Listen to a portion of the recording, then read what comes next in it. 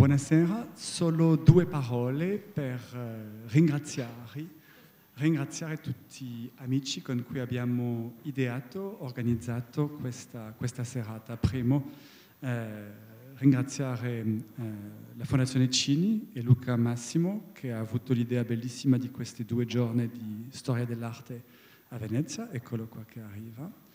E poi ringraziare 2 amiche di tanti anni, Marianne Alfon e Pascal Boenic.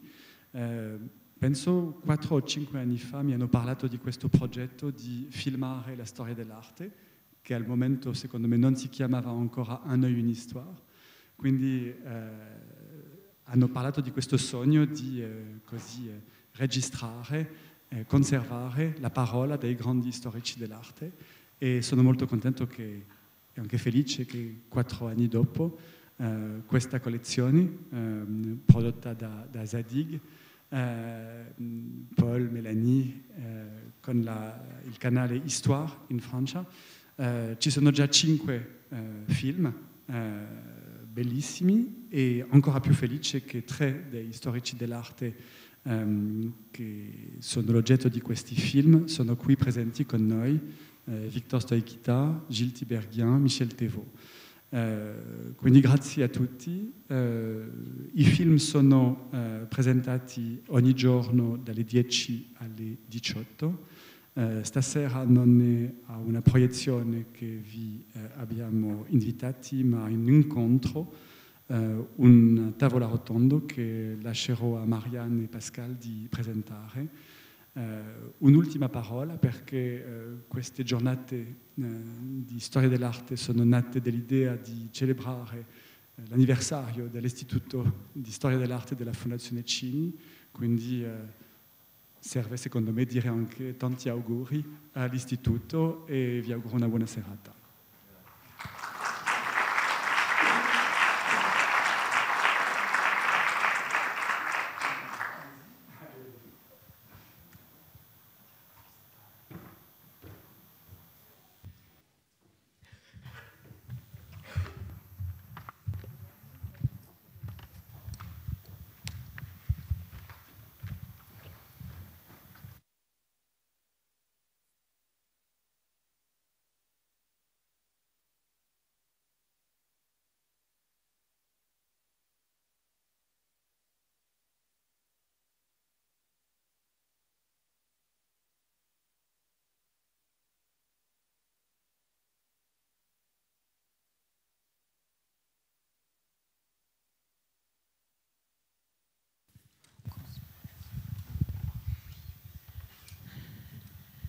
On va commencer par remercier Martin Bettenot, bien sûr, pour cette invitation à présenter les films ici, et bien sûr la Fondation Cini, qui a permis l'organisation de cette rencontre et de cette venue de 3 de nos historiens de l'art. Je dis nos historiens de l'art parce que nous avons 5 films, donc 5 héros, et ils sont 3 à être ici. Donc, vous avez vu, je pense, certains d'entre vous ont commencé à voir les films. Donc, dans l'ordre, à ma droite, après Pascal Boenic, c'est donc Michel Thévaux, ensuite Gilles Tiberghien et Victor Stoichita. Pascal, tu peux peut-être parler de l'histoire de cette série.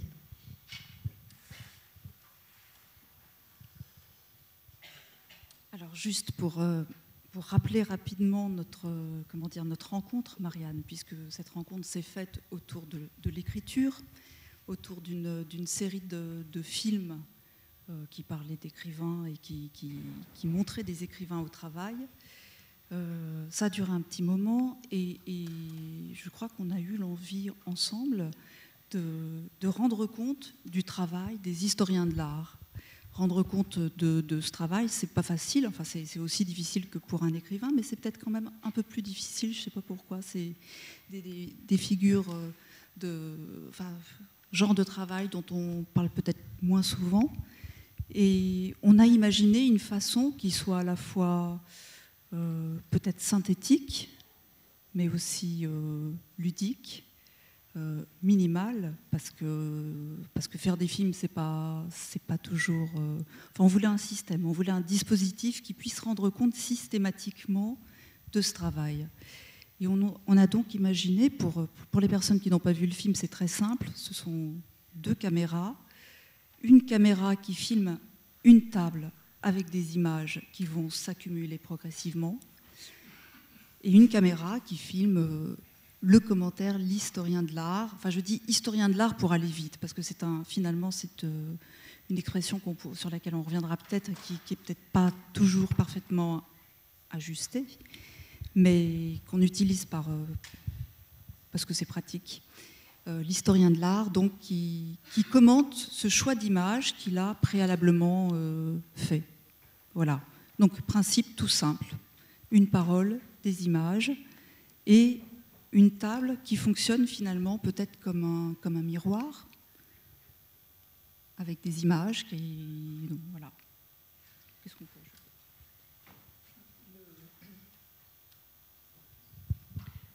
L'idée, c'était de demander à celui qu'on invitait de nous dire comment il était devenu ce qu'il était. Par exemple, puisque le premier film dans la série, c'était Georges Didier Berman, la question était qu'il réponde, qu'il nous explique comment il était devenu Georges Didier Berman, à partir de quelles images. Bon, deuxième film, ça a été Gilles Tiberghien. Comment devient-on Gilles Tiberghien ? Comment devient-on Rosalind Krauss, troisième film? Comment devient-on Michel Thévaux, quatrième film? Comment devient-on Victor Stoïkita? Et à chacun de choisir les images qui racontent son parcours. Ces images, disons ce récit, ce commentaire des images, étant ponctué de quelques extérieurs, on leur demande de choisir des lieux, 1 ou 2 lieux où ils ont envie de se déplacer, des lieux qui sont bien sûr en rapport avec ce qu'ils font. Bon. Donc, c'est eux quand même les personnages essentiels de cette soirée, donc c'est eux que nous allons essayer de faire parler.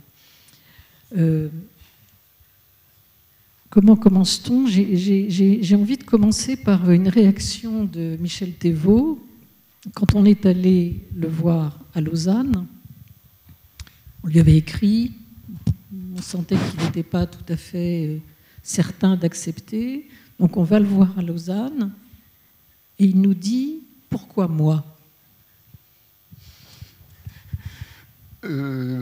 Effectivement, j'étais un peu surpris parce que ça m'oblige à un discours au fond très personnel, mais je me suis toujours ressenti plutôt comme un touche-à-tout, ou si histoire de l'art il y a, je l'ai plutôt pratiqué en amateur, mais en amateur fervent quand même. Au fond, de devoir répondre à cette question, pourquoi ces images, pourquoi ce choix, ça m'obligerait à des confessions très intimes, mais je peux le dire grosso modo, ça m'y a fait réfléchir. Dans mon enfance, qui était très structurée, dans une famille et un père très conservateur, traditionnaliste, eh bien, l'image, certaines images, des images subversives, m'ont fortement bousculé et m'ont aidé à me libérer et à me reconstruire autrement. Donc, au fond, Histoire de l'art, ça n'est pas du tout de ma part un parcours académique, c'est un parcours très existentiel. J'ai d'ailleurs l'impression, quand je réponds de cette manière, que je ne suis pas le seul, enfin que notre choix nous expose à notre tour. C'est même une expérience assez angoissante, n'est-ce pas, de devoir se livrer. Tel est mon choix, telles sont mes images, pourquoi les ai-je choisis? C'est presque une anamnèse psychanalytique. Donc, ça me porterait beaucoup trop loin, mais je serais très curieux d'ailleurs d'entendre mes confrères s'ils ont des raisons aussi personnelles que moi.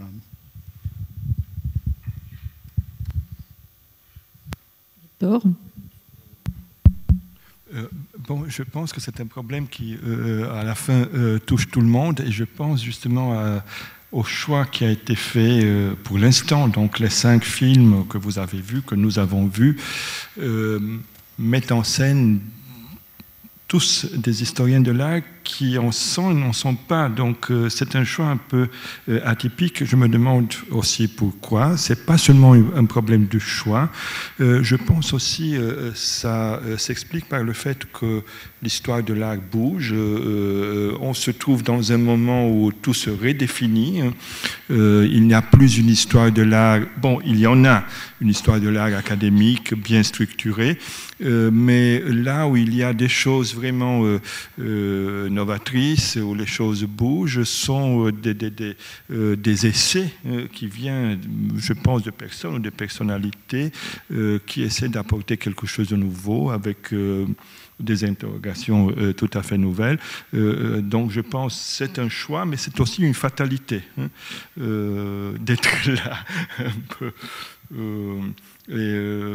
J'étais impressionné à mon tour par le fait que dans ce dispositif que vous avez mis en place, à la fin, on est poussé à s'interroger nous-mêmes. Donc, on va tous à l'enfance, donc père, mère, sœur, grands-parents, ils sont tous là, je dirais, derrière nous, dans nos choix. Et puis il y a nos choix qui sont des choix qui ont à voir avec l'imaginaire. Alors c'est clair que lorsqu'on devient historien de l'art, on travaille dans l'imaginaire, sur l'imaginaire. Donc l'héritage, l'histoire personnelle devient très intéressante. Je pense dans les films, c'est peut-être un des aspects les plus intéressants de voir un peu comment derrière nous il y a aussi autre chose, tout un héritage qui parle, sur lequel on s'est construit chacun à sa façon. Il me semble que ces images que vous apportez les uns les autres et que vous disposez sur la table, ces images, en quelque sorte, vous obligent à... Vous êtes surpris vous-même, quelquefois, par ce qu'elles disent de vous. Je pense à quelqu'un qui n'est pas ici, qui est Rosalind Krauss, par exemple. Rosalind Krauss, quand on lui a proposé le projet, bon, on en discute, etc., elle était d'accord, mais elle nous dit, alors, il n'est pas question que je parle de moi. Bon. Elle ne voulait rien de biographique.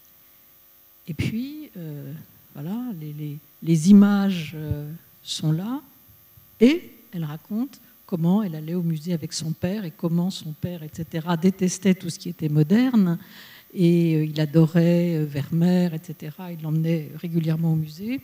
Quand il arrivait à Braque, à Picasso, il trouvait ça immonde, et elle trouvait ça très beau. Et comment elle est devenue peut-être historienne de l'art pour pouvoir expliquer à son père pourquoi c'était beau. Bon, donc elle avait dit « je ne parlerai pas de moi », et elle parle d'elle-même. Donc je pense que vous aussi, en quelque sorte, Gilles par exemple, Gilles peut en témoigner, c'est toute sa vie qui tout à coup se trouve sur la table. Oui, c'est vrai, c'était compliqué parce que c'est une démarche, donc la démarche elle est cohérente et en même temps la cohérence c'est nous qui la connaissons quand on occupe le centre, d'autant que mes objets sont assez dispersés d'un certain point de vue si on les regarde de l'extérieur. Donc j'avais besoin, c'est pour ça que j'ai fait cette table d'orientation pour m'orienter moi-même. Mais en fait, on peut se dire que si c'est nous qui avons fait ce genre, cette démarche, c'est que ça se tient comme. Donc il faut simplement comprendre comment ça se tient pour l'expliquer aux autres. C'est ce travail, je vous parlais d'anamnèse, de descente en soi, qui ensuite permet de restituer une cohérence qui touche aux zones de l'intime et qui, je pense, fait de nous des sortes de personnages qui nous objectivent. C'est pas une trahison de soi, mais c'est aussi une mise à distance qui finalement n'est pas si mauvaise. Parce que moi, ce que je craignais beaucoup, c'était c'est ça, en effet, ce qu'on a tous craint probablement, c'est l'espèce d'impudeur qui peut résulter de ce genre de mise en scène. Et j'ai l'impression qu'on a réussi à se mettre dans un rapport à soi qui nous situait comme je sais pas comment, comme une pièce d'un dispositif, mais une pièce presque, un mécanisme, quoi. Rien, non pas sans affect, mais avec des affects à distance. Ouais. Oui, parce que les images vous révèlent, mais en même temps, elles vous protègent. Vous pouvez être derrière les images. Victor. À propos de ça, je voudrais dire 2 mots sur la propre expérience de se voir. Donc, après avoir été soumis à cet exercice de se voir sur l'écran dans cette situation de dédoublement, de se voir soi-même, et aussi le choix qu'on a fait des images. Donc les 2 ensemble, parce que les 2 se correspondent. Alors se voir soi-même est toujours un exercice. Et mon impression, ce qui m'a choqué le plus en regardant mon propre film, c'était le fait que la caméra ne pardonne pas. On ne peut pas tricher, donc elle surprend tout.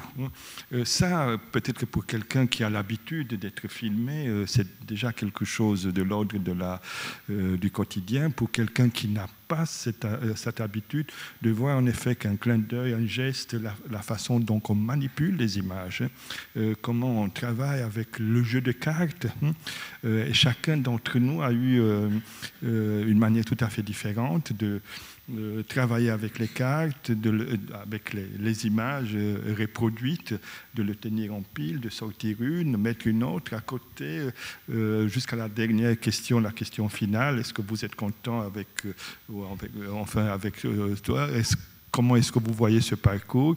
Et là, c'était une question. Alors les questions, on ne le voit pas dans le film, elles sont là, donc c'était une ruse un peu des réalisatrices. Elles sont toujours en l'ombre. On a l'impression de parler nous seuls, toujours, on parle de nous-mêmes, mais ce sont des questions auxquelles on répond. Mais c'est une ruse très intéressante parce que ce sont des questions posées comme si elles venaient de nous-mêmes. Donc là, c'est très bien fait, je dirais, très bien joué de votre part.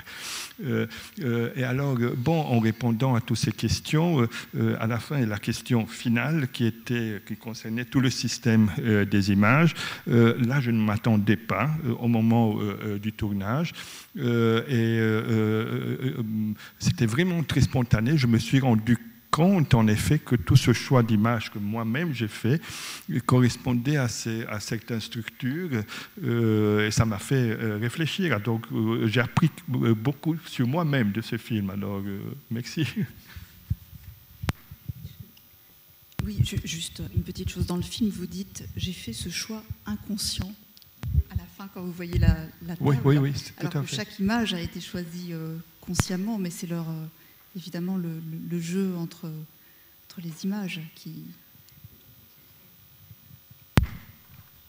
Oui, effectivement, le fait de se voir, c'est une expérience inédite. Nous avons tous été enseignants, mais nous n'avions pas un miroir en face de nous. Et c'est presque une réédition, au fond, de l'épreuve du miroir. Bon, dès qu'on parle, il faut citer Lacan, sinon on n'aurait pas l'air sérieux.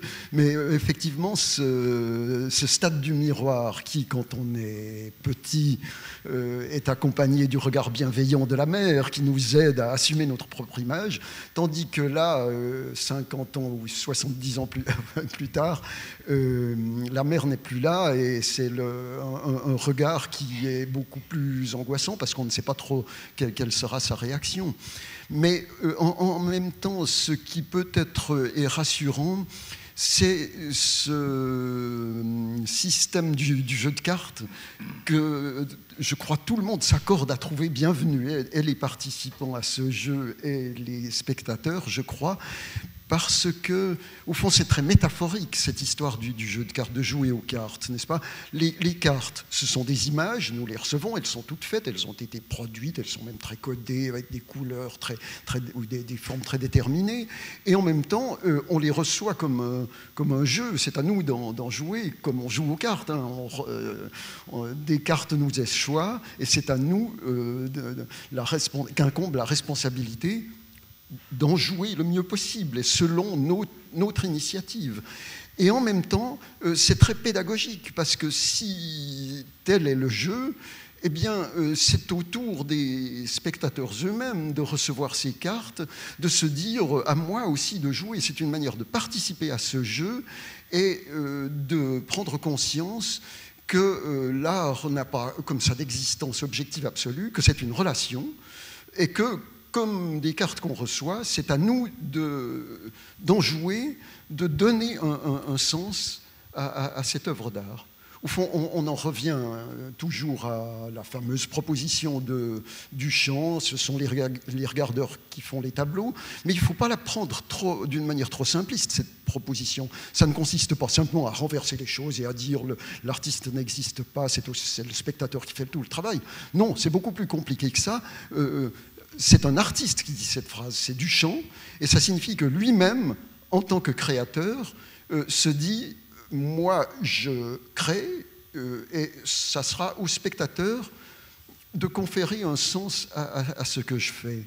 Et je crois que ça met en jeu vraiment toute la relation que nous pouvons avoir à l'art, à savoir l'artiste. C'est celui qui fait, qui s'aventure, qui produit d'abord, et qui réfléchit après, ou qui laisse le travail de la réflexion et du sens aux regardeurs, si possible même des regardeurs posthumes.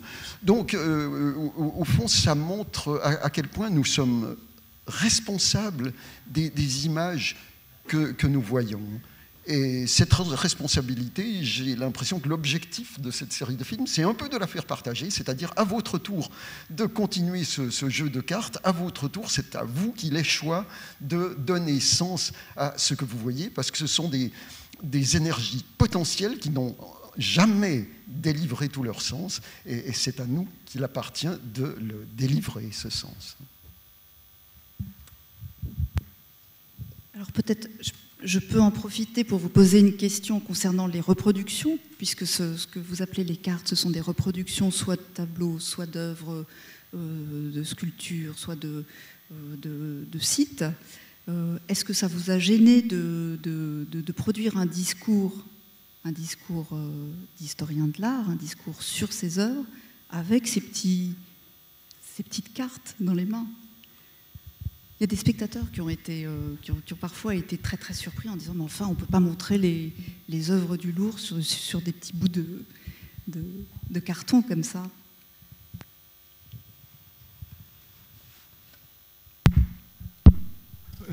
Oui, je peux répondre à cette question, mais je suis un peu dans une position privilégiée parce que je parle des reproductions, mais j'ai eu la chance aussi d'avoir une partie du film faite au Louvre, donc devant les œuvres d'art, donc ce n'est pas exactement la même chose. Au contraire, il y a une grande différence. Par rapport au jeu de cartes de reproduction, personnellement, moi, je n'étais pas du tout choqué, aussi à cause du fait qu'en tant qu'historien de l'art, on travaille depuis plusieurs générations sur des photos. Alors, la photographie en tant qu'instrument de comparaison, de mise en série, on le sait très bien, au moins depuis Aby Warburg, c'est un grand instrument de la recherche. Donc ça ne m'étonne pas et ça ne contrevient pas à ma propre vision. D'autant plus qu'aujourd'hui, ce qu'on a fait dans ces films s'intègre déjà dans un changement de paradigme.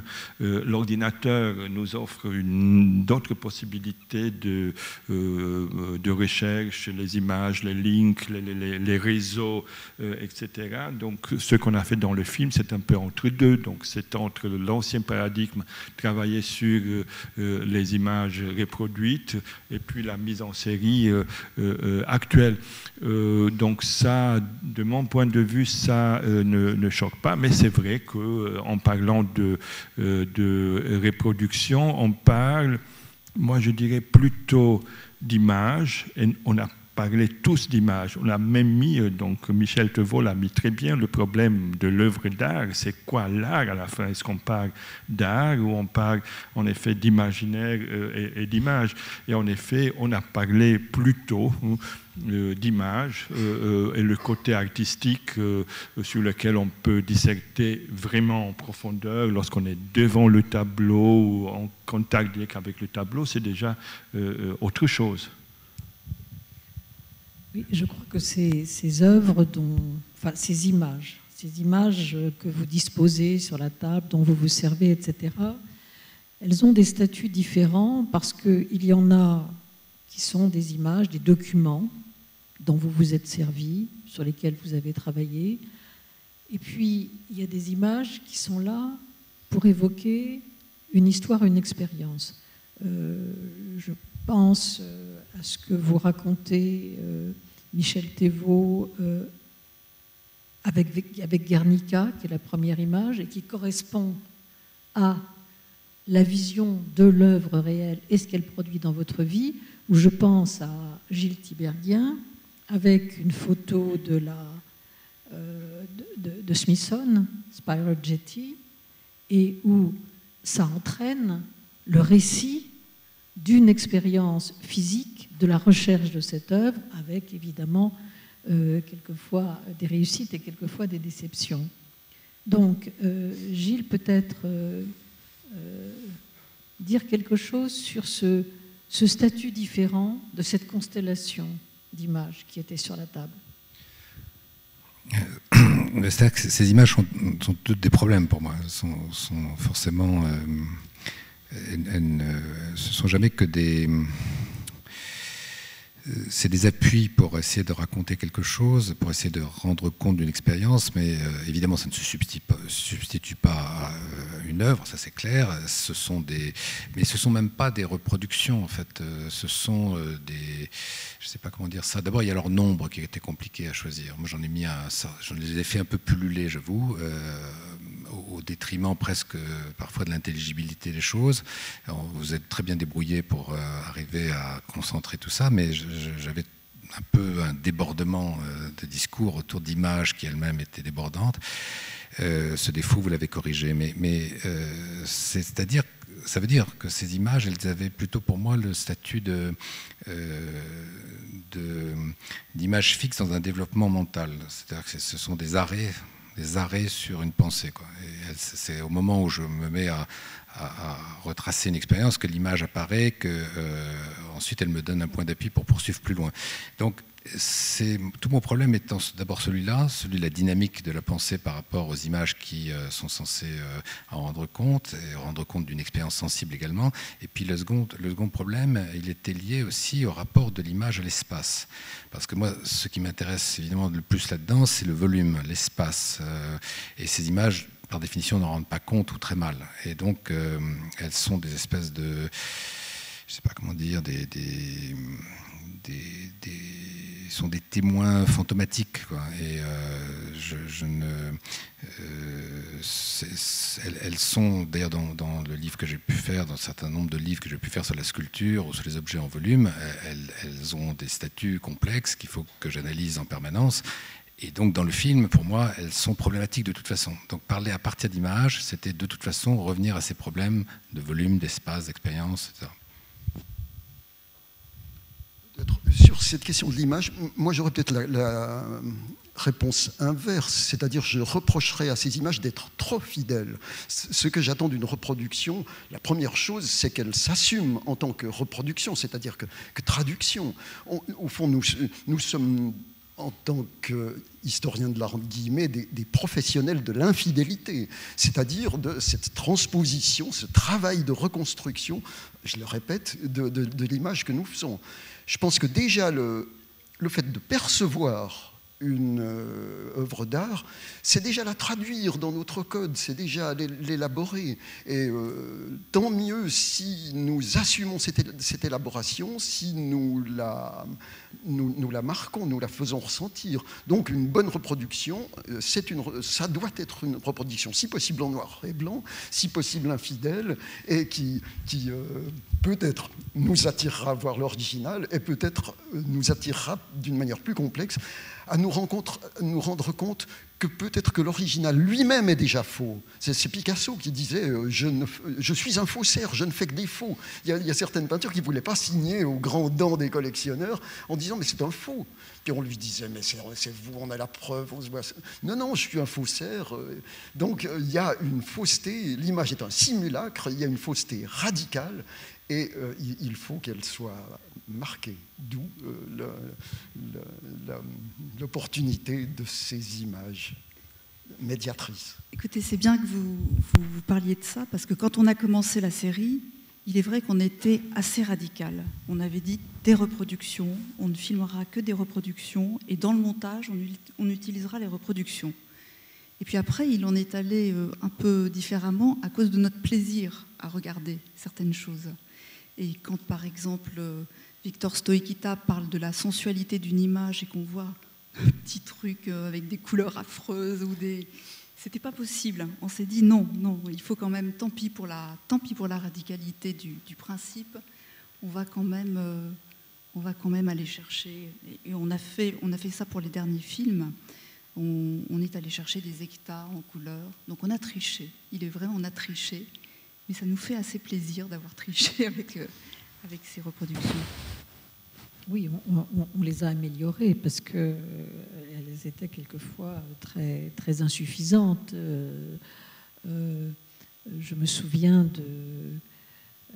alors, bon, il y avait un problème, par exemple, on l'a eu d'entrée de jeu, je pense que Pascal peut l'évoquer. Il y avait quand même à l'arrière-plan de ce dispositif, de ces images qui allaient prendre place sur la table et évoquer une vie ou établir entre elles des relations, il y avait bien sûr le fantôme de l'Atlas de Warburg. Et on commence avec Georges Didier Berman, qui choisit parmi ses photos une planche de l'Atlas de Warburg. Donc c'était un casse-tête parce que c'était noir et blanc, c'était tout petit, c'était bon. Et on s'est dit que faire. Donc entrer dans l'image, essayer de... Voilà, il a fallu très très vite tricher. Autre façon de tricher par rapport à notre règle qui était des images et c'est tout. Gilles Tiberghien, quand même, les images, oui, d'accord, mais c'est quand même, quand on travaille sur le land art, c'est l'expérience physique des œuvres. Donc, allez, on va aux Pays-Bas voir des œuvres. Et donc, dès le deuxième film, déjà, on n'était plus tout à fait dans les règles.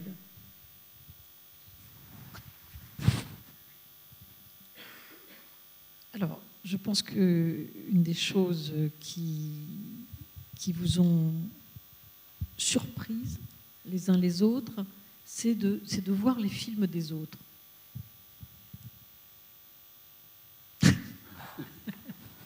Qu'est-ce que vous avez pensé des autres ? J'ai trouvé frappant la diversité. C'est la première chose qui m'a frappé. C'est ce qu'on pourrait appeler la parallaxe d'un terme de photographe, c'est-à-dire des axes différents sur des objets identiques. Parfois même on tombe sur des œuvres de Chardin, par exemple. Nous avons fait des choix en commun, mais c'est assez révélateur de voir à quel point, je me répète là, l'œuvre est ensuite conditionnée, formatée, le mot serait péjoratif, mais élaborée par le regard.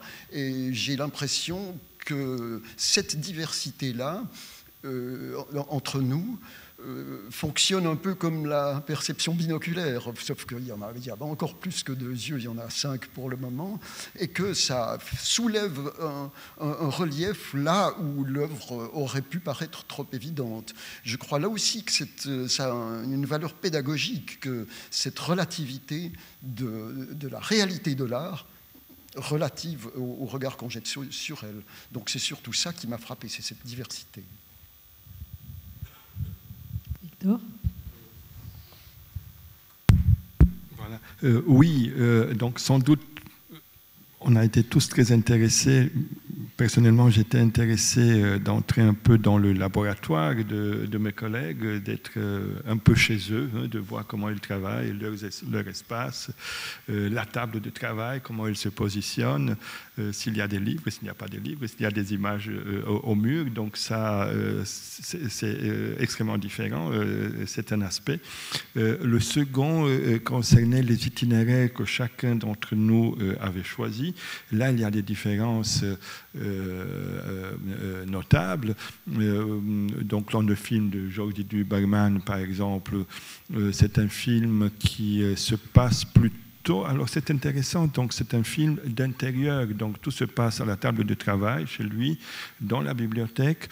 Et au moment où il faut le filmer comme le dispositif le demandait, en se promenant, il a choisi le passage ou les passages qui le mènent vers son lieu de travail.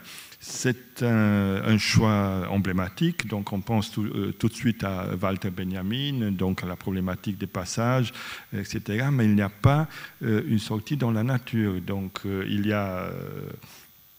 chez d'autres, chez Gilles notamment, donc la nature joue un rôle très important. Et puis j'étais un peu frappé chez Michel Thévaux de le voir en moto et en le suivant avec le casque sur la tête en scooter ou en moto à travers Lausanne, avec la vue de fond du lac et aussi des Alpes. Alors c'était merveilleux. Je me suis demandé pourquoi, d'où vient ce choix. Je lui ai posé il y a une demi-heure cette question, mais il n'a pas donné une réponse ou je ne l'ai pas bien perçue. Je peux donner la réponse. Notre planète, du point de vue esthétique, est bipolaire. Il y a le pôle de la beauté, qui se trouve ici à Venise, et le pôle de la laideur, qui se trouve à Lausanne, que j'habite. J'aime bien habiter cette ville parce que je suis à l'épicentre de ce qui m'intéresse énormément maintenant. Ça me paraît être l'invention de notre 21e siècle, c'est l'invention de la laideur. C'est incroyable la faculté de l'élaborer, de la trouver dans les moindres détails. Je pense que pour chaque civilisation, on retient comme ça une expression, et pour la nôtre, je pense que nos descendants nous honorerons et ferons des musées consacrés à notre temps, c'est-à-dire des musées de la laideur. Évidemment, je suis mal placé ici pour en parler, puisque vous ne la connaissez que mal, cette laideur, mais je vous invite à un petit voyage touristique à Lausanne pour inverser un peu le mouvement. Alors voilà la réponse que je peux vous donner. Oui, parce que bien sûr, dans les films qu'on tourne, il y en a une partie qui ne peut être regardée au montage parce que c'est trop long. Mais Michel Thévaux avait proposé des itinéraires dans Lausanne pour nous montrer des choses particulièrement laides, nous disant que Lausanne apparaît même dans l'enseignement de l'architecture dans certains pays comme le ratage absolu. Donc il nous dit, on va aller voir des choses particulièrement laides. Bon, la fontaine du musée olympique, des bacs, des jardinières affreuses sur des places de Lausanne. Évidemment, Lausanne, on dit le lac, c'est très beau, les bateaux, mais bon, si on regarde dans le détail, comme il le fait, et donc ce qu'on a gardé, c'était lui à moto, allant vers des lieux laids, et quand même, cette promenade dans les petits jardins autour de chez lui, parce que l'une des images que vous montriez, c'était un fauteuil en plastique, moulé, qui a maintenant une espèce d'expansion universelle. Et vous vouliez nous montrer que ça existait dans tous les petits jardins autour de chez vous.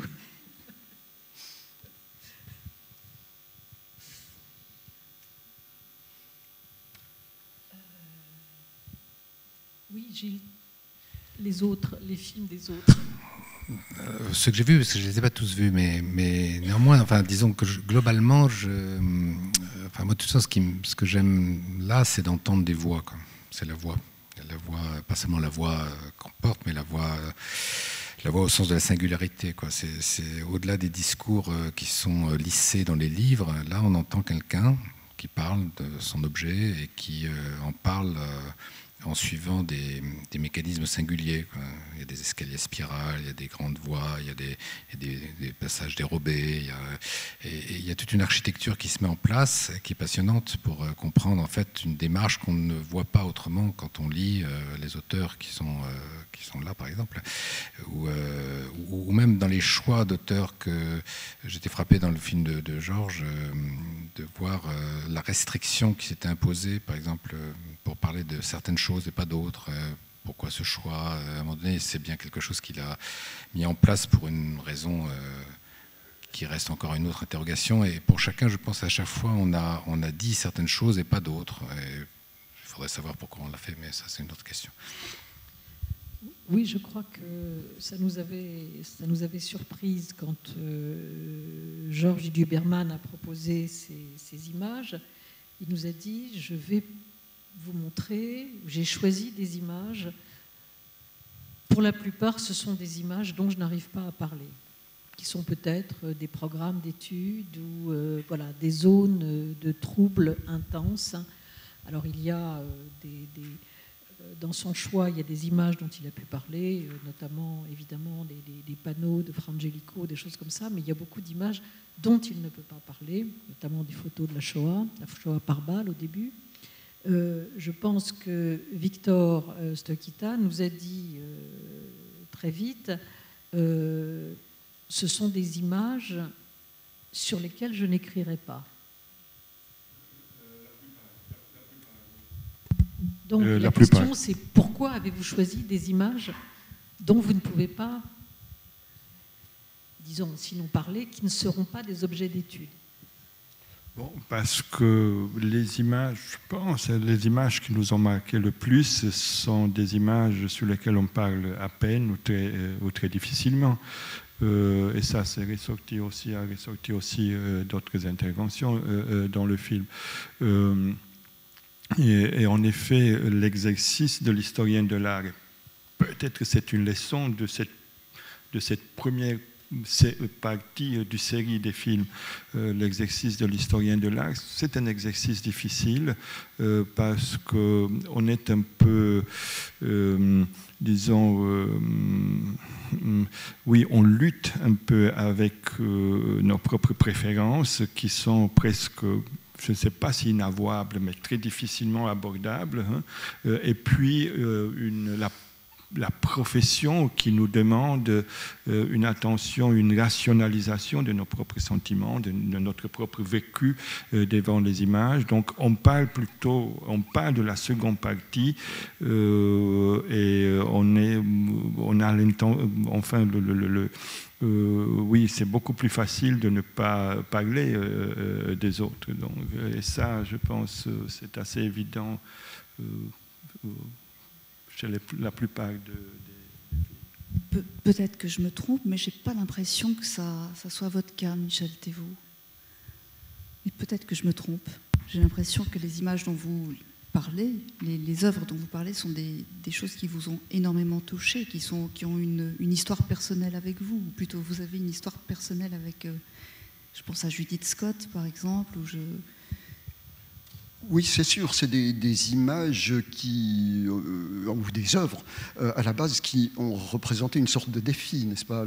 Quand on est bouleversé, eh bien, on a différents modes de défense. Soit on fuit, je crois Victor en parlait, la fuite devant les images, la peur des images. Soit le système de défense, c'est de verbaliser.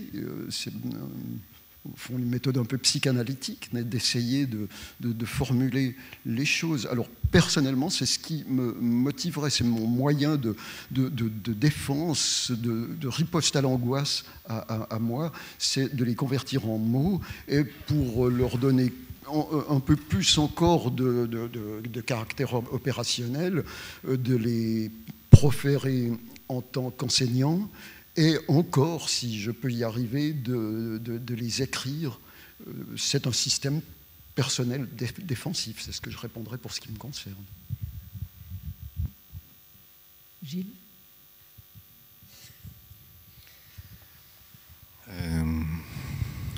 Non, il y a certaines images, oui, dont j'ai pas su parler, ça c'est sûr. Enfin, des images, des objets dont j'ai pas su parler, je pense.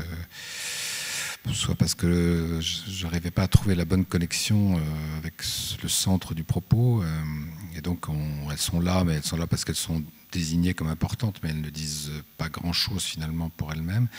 Il y en a d'autres qui sont plus importantes et qui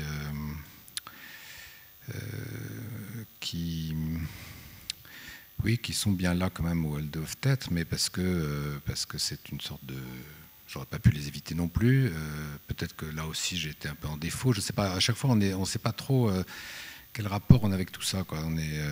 On fait une espèce de saut de l'image au mot, enfin des images aux mots, des mots aux espaces, et on essaye de conjuguer tout ça dans ce que on voit, un film, quelque chose de encore une quatrième dimension.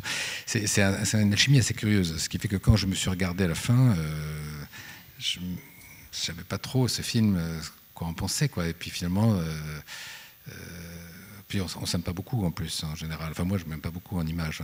Donc, mais là je vous ai réussi à faire quelque chose qui était tellement étranger que ça marche bien, quoi. Je me suis dit bon voilà, ça doit être quelque chose que j'ai dû qui doit restituer un vrai enfin une vérité de ce discours, quoi. Donc je me suis pas senti trahi du tout en fait. Alors je crois qu'il faut quand même qu'on aborde la question des types, des formes ou des genres d'historiens de l'art que vous êtes. C'était très frappant pour les 5 sans doute, mais puisque vous êtes là, vous 3, Michel Thévaux disait de temps à autre, oui, alors l'histoire de l'art académique dit que, mais bon, donc ça n'est pas ce que vous dites. Gilles Tiberghien avait tendance à dire, bon, je ne suis peut-être pas un historien de l'art, je ne sais pas, et Victor Stoïkita se présentait plusieurs fois comme historien de l'art en crise. À quoi ça sert tout ça? Donc, vous avez des positions, je crois, très intéressantes par rapport à l'histoire de l'art ou à votre position dans l'histoire de l'art. Je peux commencer parce que j'étais interpellé justement. Alors je pense qu'on n'est plus tellement naïf, aucun d'entre nous, de penser que de pouvoir traduire une œuvre d'art par des mots ou par le discours. Même si ce genre de traduction a déjà une grande tradition rhétorique et poétique, les descriptions d'œuvres d'art depuis l'Antiquité, avec Phrasis, en passant par Diderot, Baudelaire, etc. Donc il y a une possibilité littéraire, disons, de grand niveau, d'arriver à un presque équivalent textuel, descriptif de l'œuvre d'art. Presque équivalent. Donc l'équivalent parfait n'existe pas.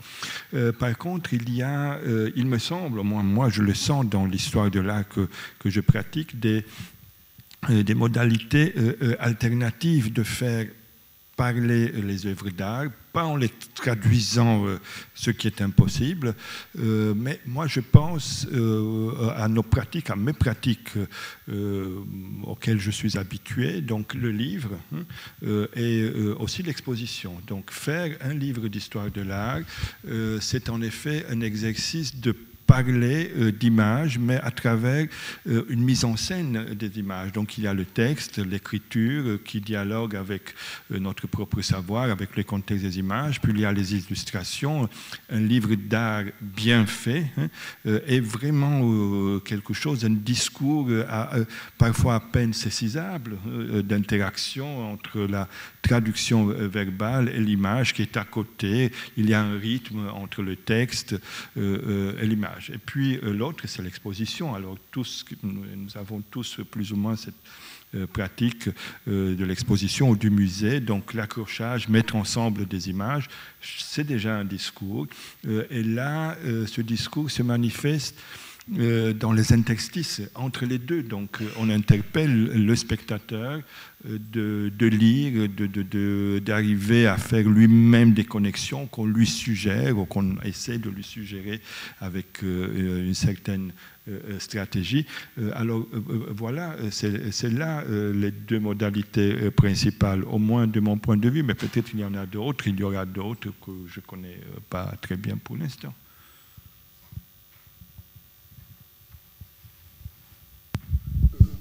Moi, j'aurais une réponse politique. Je pense qu'aujourd'hui, la quasi-totalité des messages qui s'adressent à nous sont de caractère audiovisuel. Or, on entretient dans ce domaine, par rapport aux autres disciplines, un analphabétisme généralisé. Tout se passe, je serais presque partisan de la théorie du complot, mais enfin d'un complot sans méchant comploteur, mais d'un complot diffus et généralisé, à savoir maintenir les enfants, enfin ceux qu'on devrait former à cela, les maintenir dans une vulnérabilité à l'égard de l'image qui peut laisser libre champ aux télévisions les plus vulgaires du monde, qui sont les nôtres. Je ne crois même pas être offensant ici en disant cela. La musique la plus simpliste, la plus binaire et la plus abrutissante. J'ai l'impression, au fond, qu'on prive l'être humain des moyens défensifs. Donc, que dans un tel contexte, la connaissance de l'art, la maîtrise des images et des sons a un caractère subversif par rapport au système de conditionnement et de formatage dans lequel on vit. Donc, ça a un caractère politique essentiellement. Oui, donc si je vous demande quel genre d'historien de l'art vous êtes, vous direz que vous êtes un historien de l'art politique, au fond. Résistant. Gilles ? Alors, qu'est-ce que je peux dire ? Non, ce à quoi je réfléchissais, c'est que le genre d'histoire de l'art qui m'intéresse de produire, c'est probablement une histoire de l'art qui cherche avec l'objet, les conditions d'apparition de l'objet. C'est-à-dire que c'est une histoire de l'art qui tente de produire quelque chose dont l'évidence n'est jamais entière, et de montrer à quelles conditions elle se construit. Donc, où l'on voit à la fois le temple et l'échafaudage qui a permis de le construire. C'est ça qui me plaît le plus en général, c'est-à-dire que c'est de voir qu'est-ce qui est mobilisé comme système interprétatif, ou qu'est-ce qui est mobilisé comme concept ou comme catégorie, et de sentir que ça tend quelque part, que ça c'est pas donné.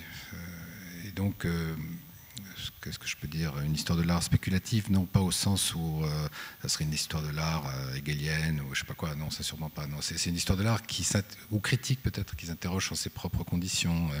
Ce que dans toute histoire de l'art qui m'intéresse, je trouve de toute façon chez les historiens d'art, je pense que tous ceux qui sont là, je pense en fait que les gens que vous avez choisis, maintenant je me tourne vers vous, mais je pense qu'en fait c'est aussi pour ces raisons un peu, c'est-à-dire que c'est des gens qui sont peu ou prou d'ailleurs, mais dans des angulations particulières par rapport à l'objet qui est le leur.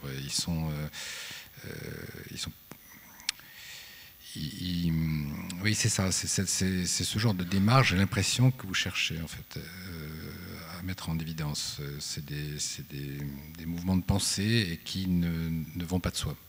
Mais je me trompe peut-être, en tout cas moi c'est ce qui m'intéresse, et dans ces films-là par exemple c'est ce que je peux retrouver en partie. Savoir pourquoi on vous a choisi, c'est ça. Comment ? La question de Michel Thévaux au début, pourquoi moi ? Oui. Pascal peut-être ? Par exemple, j'ai l'impression dans le choix qu'on a fait encore une fois par plaisir, mais aussi construit par rapport à l'écriture, je crois, il y a dans le film de Georges Didier Berman un moment où Georges Didier Berman évoque les historiens de l'art avec des blouses blanches. Ce qui n'est pas sans faire penser à votre formule, Michel Thévaux, à savoir hélium, hydrogène et histoire de l'art, qui est une formule évidemment à prendre de façon négative. L'histoire de l'art n'est pas quelque chose de scientifique comme voilà. Et Victor Stoïkita, vous parlez de l'importance d'avoir une langue pour traduire les images, c'est-à-dire entrer dans les images, aller plus loin dans les images et les convertir.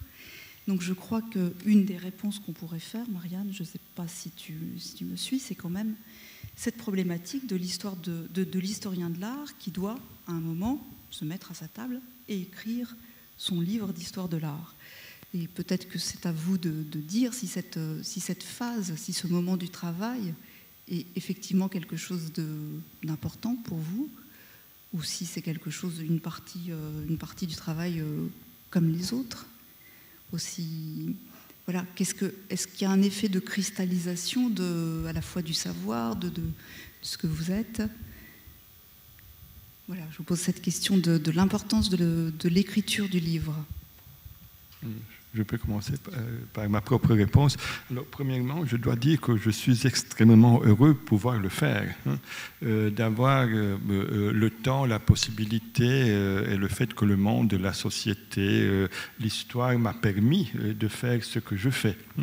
Le fait que je me pose toujours la question, est-ce que ça vaut la peine, jusqu'où est-ce qu'on peut aller, on peut s'investir totalement, ou on peut donner quelque chose vraiment de positif, ça c'est une autre histoire, mais le fait de pouvoir écrire un livre d'histoire de l'art, pour moi c'est encore un immense bonheur.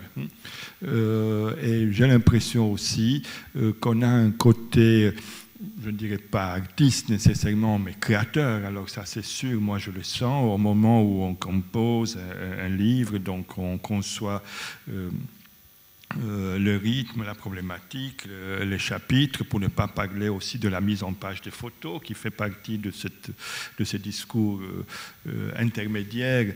Alors tout ça, ça me donne encore, je dirais, malgré les crises que vous avez évoquées, un grand plaisir. Alors moi je m'arrêterai ici.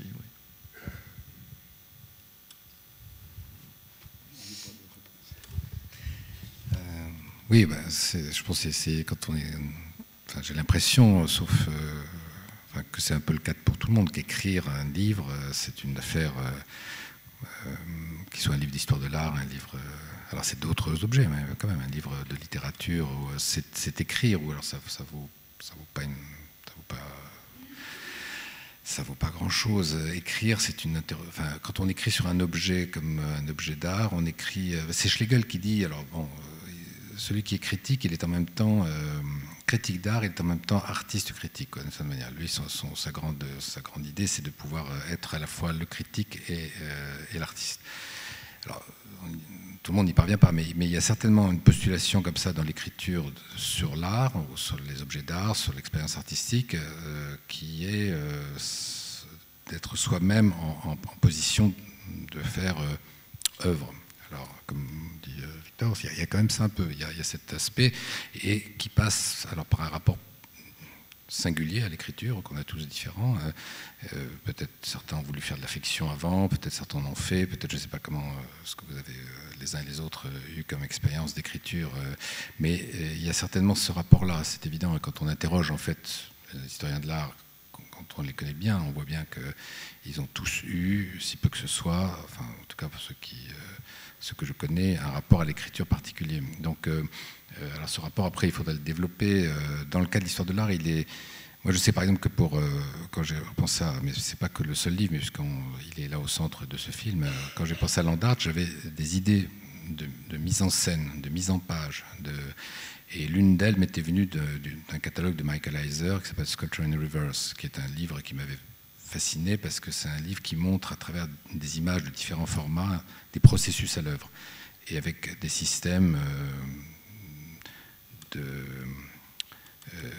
façons de suivre comme ça, des développements, Et j'avais l'idée qu'en fait, mon livre devait se lire à différentes échelles. On pouvait lire que les images avec les légendes très développées. On pouvait lire que les notes, d'une certaine façon. On pouvait lire que le texte sans les notes. Bon, c'était des combinatoires. Et cette idée de combiner les entrées, ça fait partie de l'architecture générale du livre, qui, je pense, doit être importante dans la conception d'un livre d'histoire de l'art. Par exemple, moi, c'est une façon de voir. Donc, à la fois les images, le texte, le renvoi aux notes, tout ça produit un ensemble complexe qui pour chaque livre est différent et fait que à chaque fois c'est en effet une opération architectonique, poétique à certains égards. Voilà.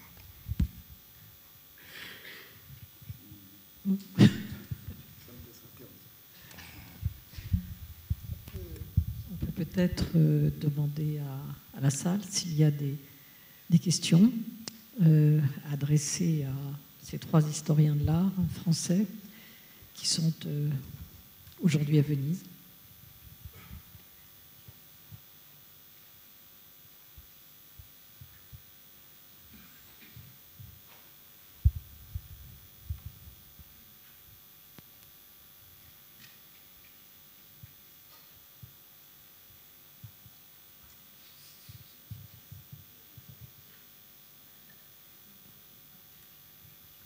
Pas de questions.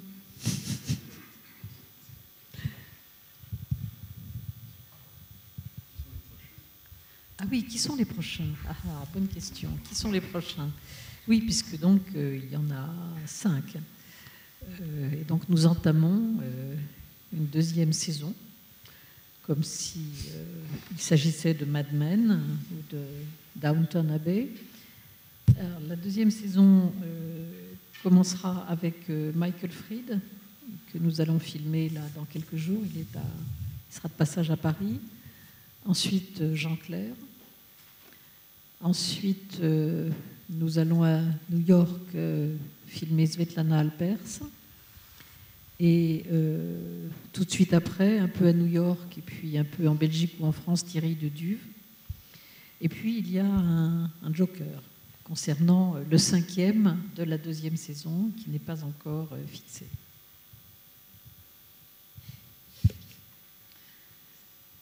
Voilà. Comment est-ce que... Ah, formidable question. Nous avons Paul Rosenberg. Paul.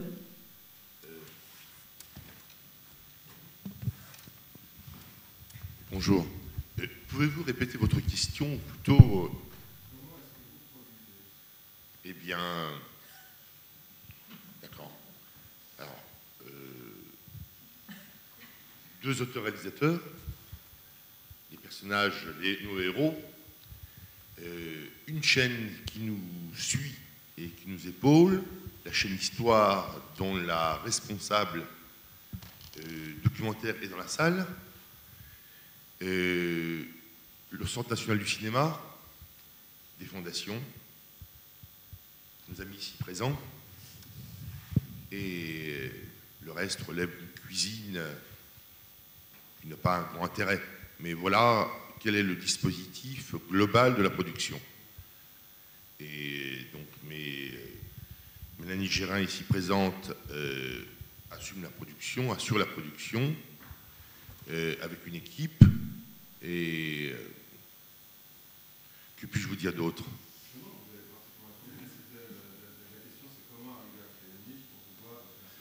Alors d'accord, oui, alors je ne vous ai pas bien répondu dans ce cas-là. Effectivement, il n'y a pas beaucoup d'espace dans les chaînes de télévision françaises pour des programmes de ce genre, pour parler aussi trivialement. Ça veut dire que, d'abord, on ne sait pas ce que ça veut dire.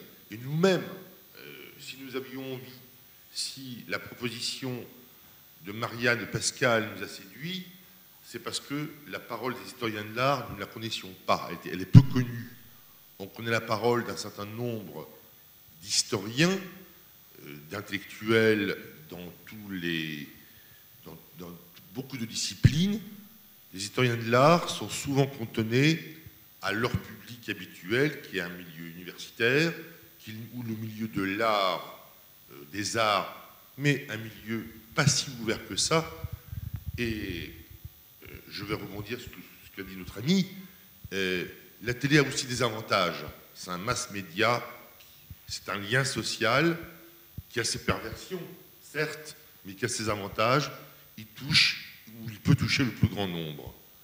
Donc l'idée de faire une série sur les historiens de l'art, c'est une série pour aussi exposer leurs paroles au plus grand nombre. Voilà.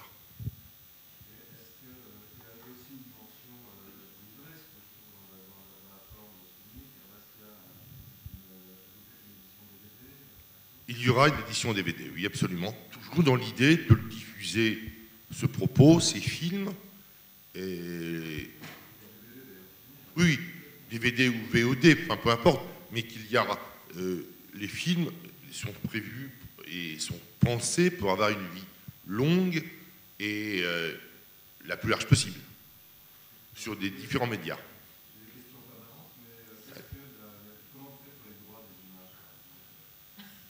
Mélanie.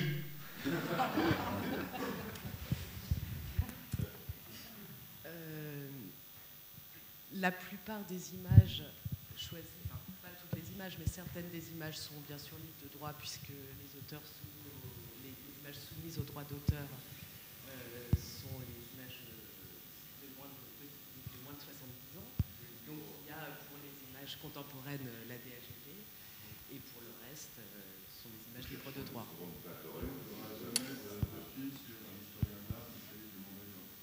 Ah si, il suffit de s'acquitter des droits. Mais c'est possible.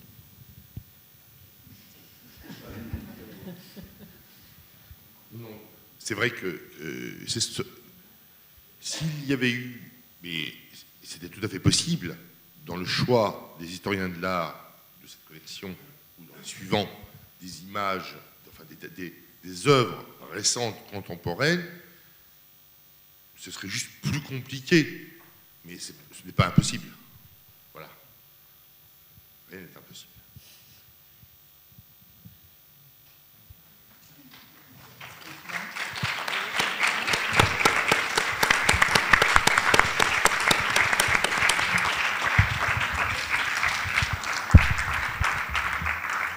Grazie a tutti per questa serata. Vi ricordo che i documentari saranno visibili fino a lunedì 3. Uno ogni ora, e adesso vi invitiamo volentieri per un bicchiere di prosecco nel foyer. Grazie.